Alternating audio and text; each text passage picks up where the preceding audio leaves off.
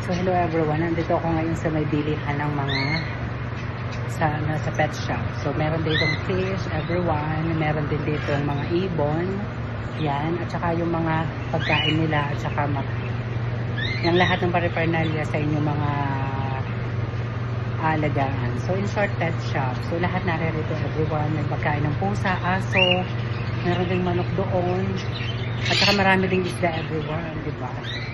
So yan, diba? And then marami din dito mga betta fish, iba't ibang klase ng fish, guppy fish, yan, mga goldfish, iba't ibang species ng goldfish everyone, marami everyone, mga supplies. Bibili lang ako ng pagkain ng aking fish everyone. So naandun yung may-ari, yan.